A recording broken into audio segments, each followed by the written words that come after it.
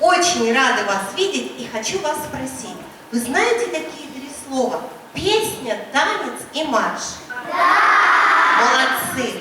Здорово! Тогда предлагаю подумать, о каком же музыкальном хите, который песня, танец и марш называется, нам с вами поговорить сегодня. Куда же нам отправиться? В страну каких мелодий? Я танцевать хочу до самого утра. Ребята, это же Белоснежка! Здравствуй, очаровательная Белоснежка! Ты хочешь танцевать? Вообще-то я очень люблю петь, но танцы и танцевальная музыка мне тоже очень нравятся. Здорово! Тогда отправляемся в страну танцевальных мелодий. А танцы бывают разные. Балетные и эстрадные, Народные и классические. спортивные и величественные. Только с каких же танцев нам начать? Наверное, лучше со старинных танцев. Только что же тогда в моде танцевали-то? Какой танец был очень популярным? Ты не знаешь, Белоснежка? Я знаю минуэт. Его танцевали на балах в роскошных париках и красивых платьях. Вот было бы здорово отправиться в 17 век и посмотреть, как же танцевали минуэт с его поклонами и реверансами.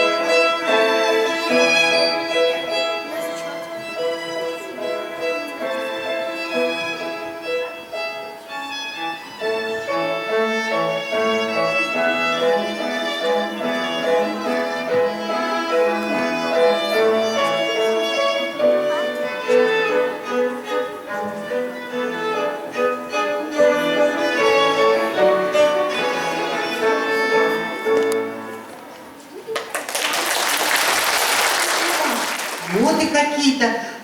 Ой, по-моему, портрет Иоганна Себастьяна Баха. Да, мне очень нравится музыка этого композитора.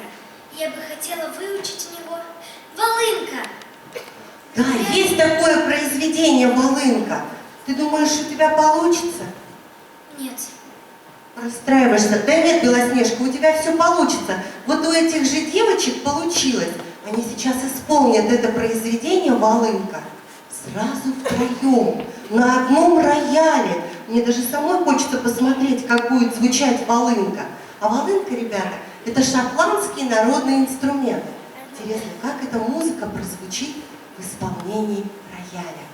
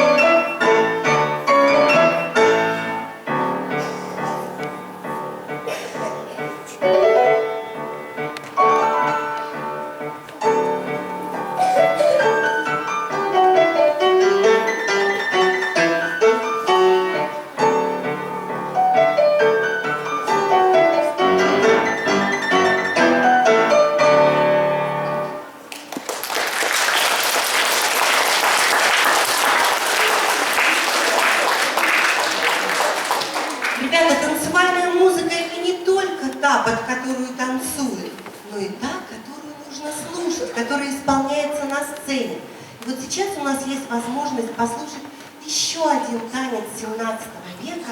Он называется «Жига». Да, я слышала о нем. Этот народный старинный танец очень любили английские моряки. А музыка Жиги легкая, непринужденная и льется, словно веселый ручеек.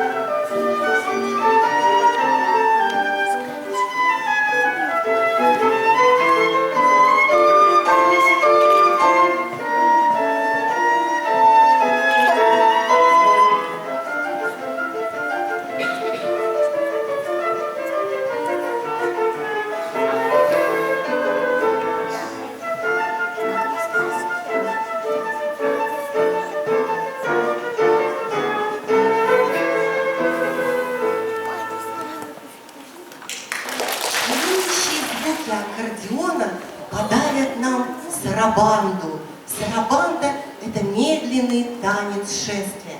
Ребята, обратите внимание, что аккордеон обладает удивительной возможностью играть разными тембрами. И сейчас вы услышите, как будто бы звучит орган.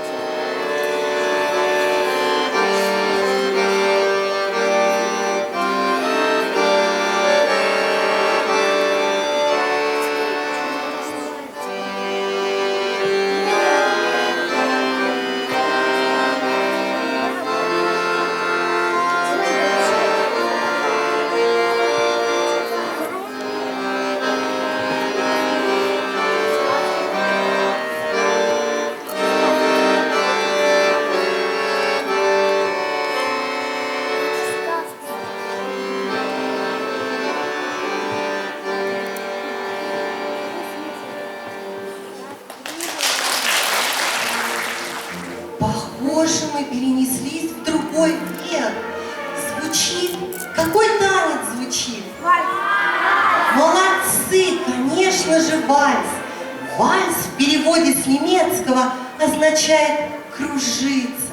В XIX веке все танцевали вальс, наслаждались этим красивым танцем. А славу этому танцу принес венский композитор Иоганн Штраус. Он, ребята, написал более 500 вальсов. В вальсе столько жизни, столько света, столько движения. И недаром Иоганна Штрауса считают королем вальса. Ребята, наши русские композиторы тоже сочиняли вальсы. Среди них Чайковский, Глинка, Доргомышский. И советские композиторы, такие как Прокофьев и Хачатурян, Свиридов, тоже обожали сочинять вальсы. Сейчас мы услышим меланхолический вальс, который написал композитор Александр Сергеевич Доргомышский.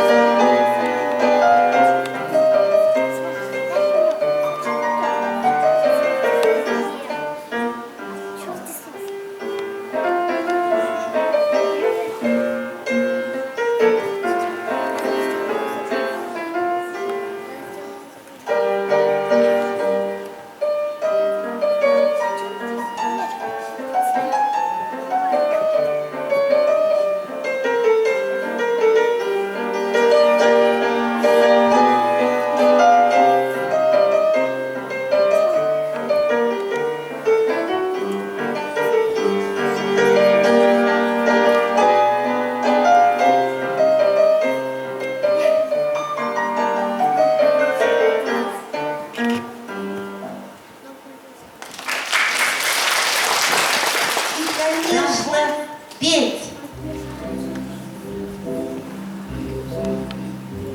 Посмотри, как в ручье засверкали лучи, то весна рассыпает улыбки свои, а цветы в ответ нежно шепчут привет, разливая кругом аромат.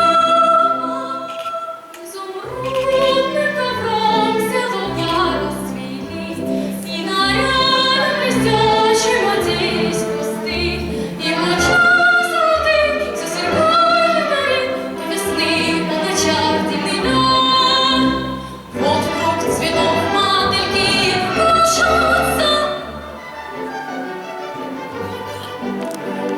жизнью спешат они наслаждаться.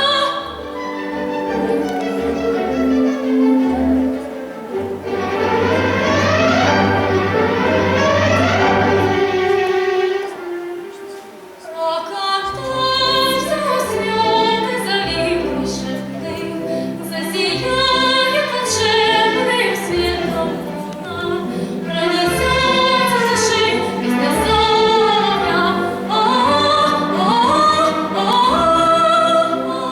Он поет о весне, он поет о любви, и внимание готово ему до зари.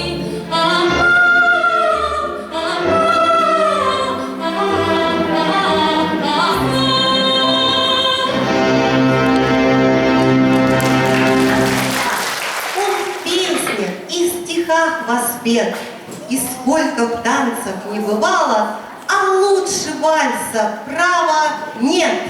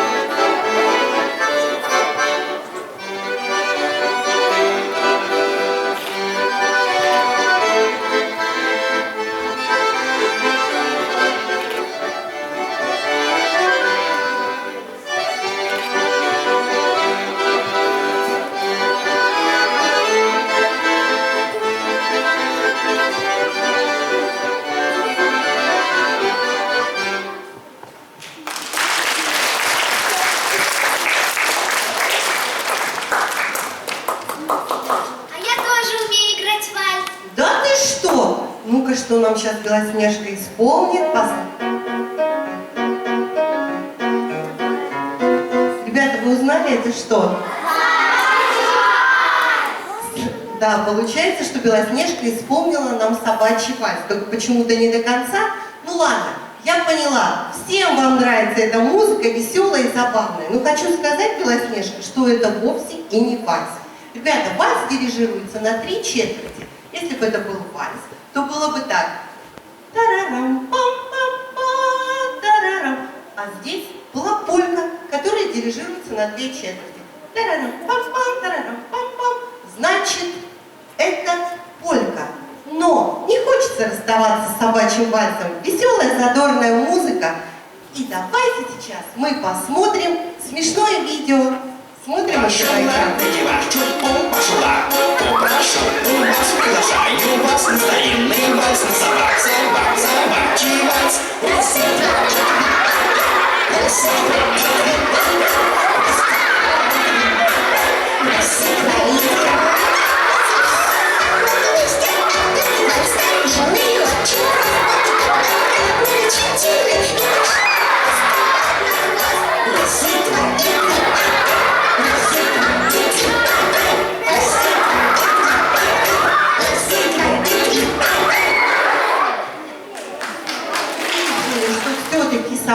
вальс вовсе не вальс, а полька. А полька, ребята, это веселый, задорный чешский танец. А вы знаете, среди моих друзей-гномиков самый музыкальный гном Петя.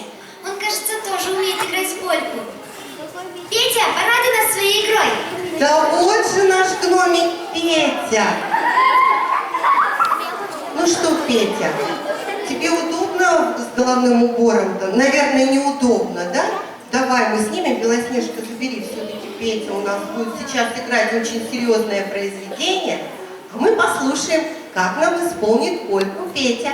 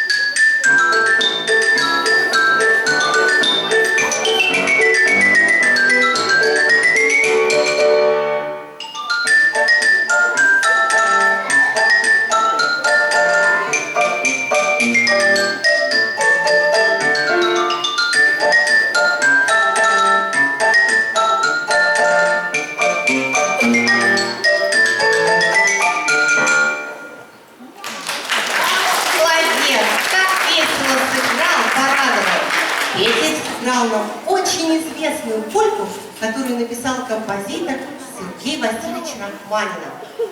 А полька в 19 веке была очень популярна. Исполнителям нравилось по кругу танцевать, прыжки, подскоки, кружения. Да я думаю, что и вы тоже знаете польку, потому что с детского сада наверняка. Танцевали же в детском саду полечки? Танцевали, конечно, молодцы. Давайте послушаем еще одну польку, чешскую польку.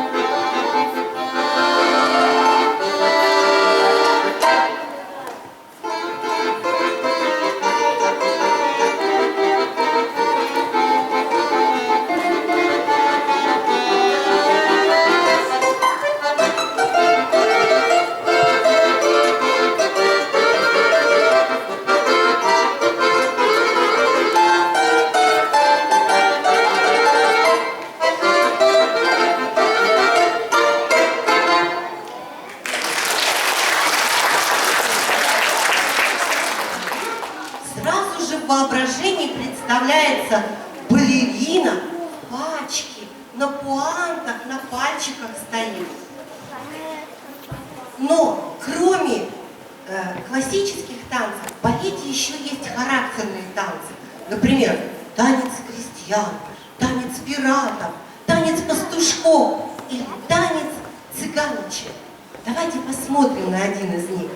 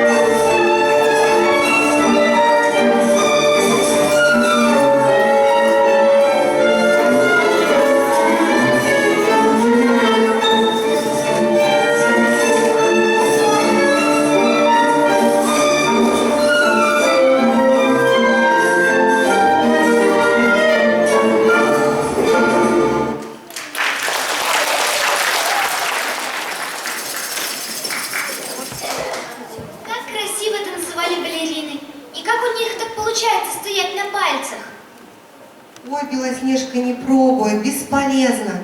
Надо же, ребята, иметь специальную обувь, специальные пуанты, специальные туфельки для балерины, которые помогают им стоять на пальцах. Ты слышала о таком слове пуанты? Нет. Тогда предлагаю посмотреть на интересный фильм. Как же изготавливаются эти специальные туфельки? Давай смотреть. Пуант. В переводе с французского это значит «острие» или даже «острое словечко». Именно этим словом французы назвали специальную балетную обувь, позволяющую танцевать на самых кончиках пальцев. Рождение пуантов, а они состоят почти из 50 деталей, длительный и сложный процесс. Балетный испанский сапожок, причиняющий немало страданий ножкам балерины, позволяет ей выразить на сцене целую гамму эмоций. Улыбаться и капризничать, быть трепетной или уверенно элегантной. Чтобы сделать носок жестким, а именно он позволяет балерине стоять на пальцах, мастер использует принцип папье-маше. Клеит 6 слоев мешковины и вязи один на другой. Никаких пробок и никакого гипса. Затем тщательно разглаживаем атласный верх. Не должно быть ни одной лишней складки. Совершенство пуанты проверяется так. Мастер ставит ее на пятак. Пуанта должна держать абсолютный баланс. И ставим, да? Получилось! Ура!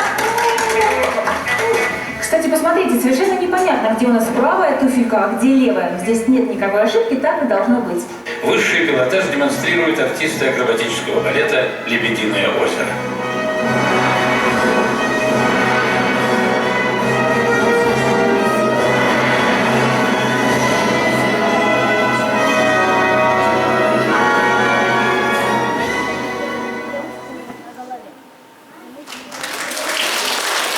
Белоснежка, смотри, тебе подарок, настоящие пуанты. На, бери, учись стоять на пальцах. Ура!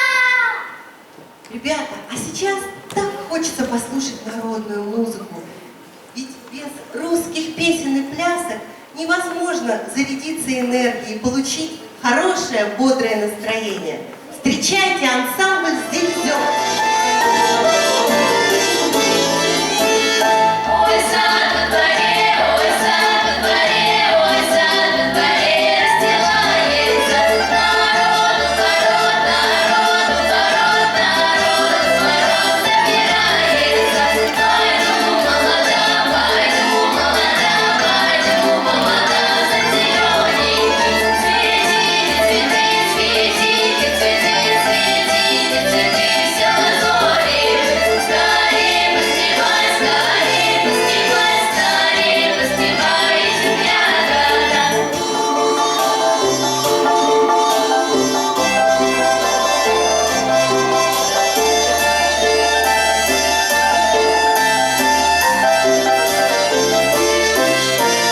Ой, едут ко мне, ой, едут ко мне, ой, едут ко мне дорогие гости. Ой, станут они, ой, станут они, ой, станут они гулять по саду. Ой, буду срывать, ой, буду срывать, ой, буду срывать язык ягоду. Меня молоду, меня молоду, меня молоду все похвалили. Ой, сад во дворе, ой, сад во дворе, ой, сад во дворе расстилается.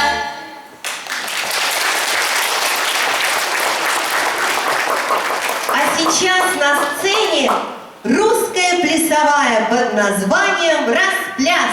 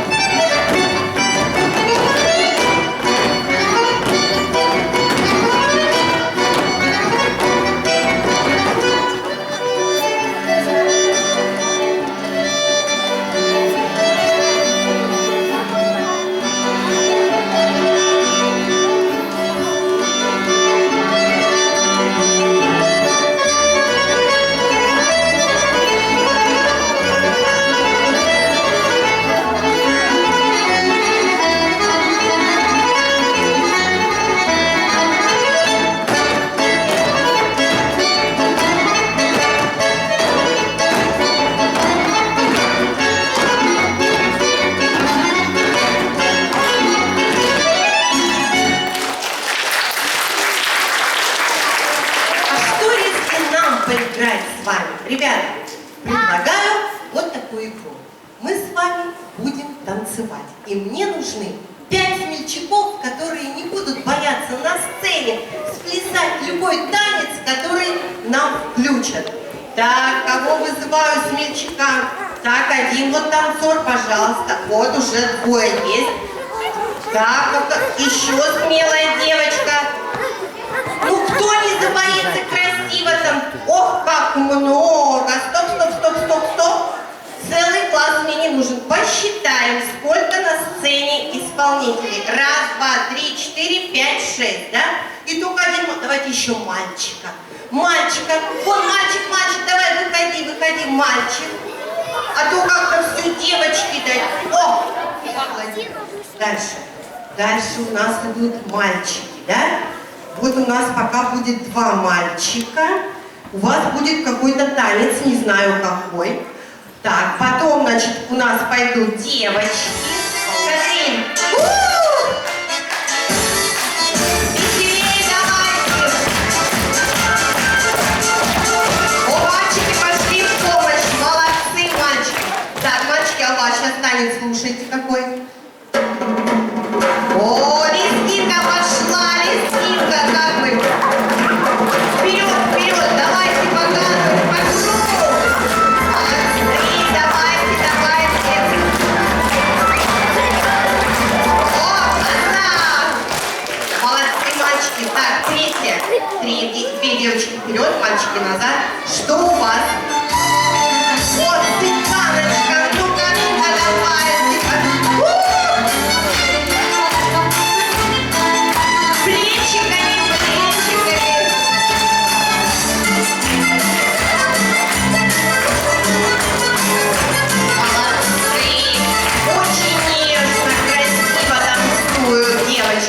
Так, вперед, у тебя будет танец яблочко. Присядку давай.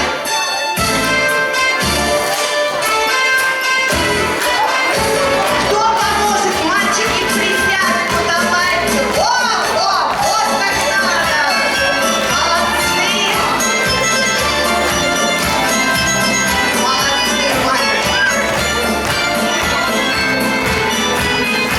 Браво, мальчики. Последний осталось. Что там у тебя? Если что, будем помогать. Ну-ка. 1, 2, 3 o'clock. Все. 5, 6, 7 o'clock, 8 o'clock, rock. 9, 10, 11 o'clock, 12 o'clock, rock. We're gonna rock. Молодцы, веселей, быстрее, давайте, аплодисменты. Молодцы, салка.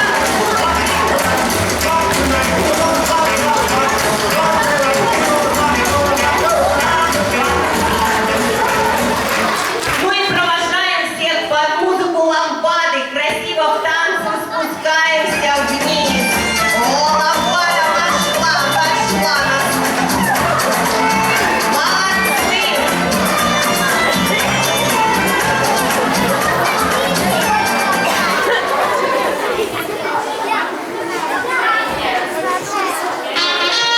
И вот, наконец, наступил 20 век.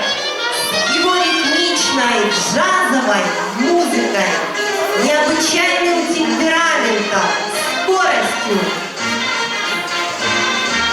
Новая музыка завораживает людей.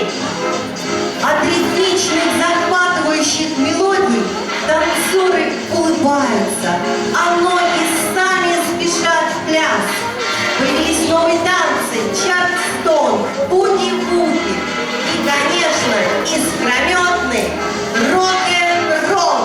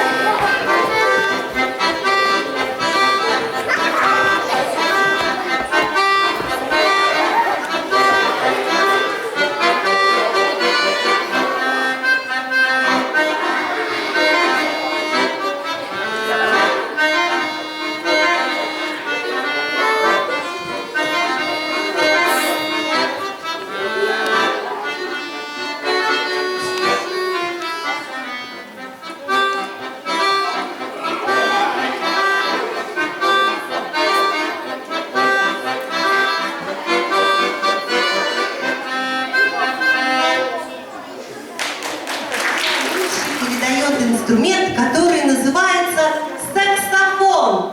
Его прекрасный бархатный тембр никого не оставляет равнодушным.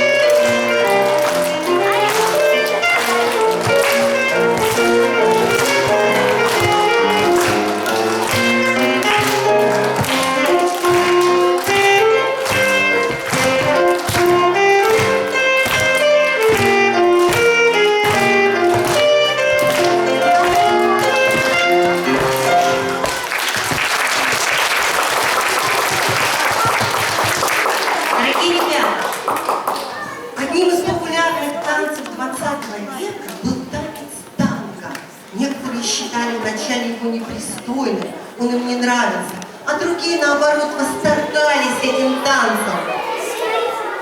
Узнали, да, узнали своих любимых исполнительниц. А я продолжаю. Так вот, танго. Одним этот им танец нравился, другим, наоборот, считали его непристойным.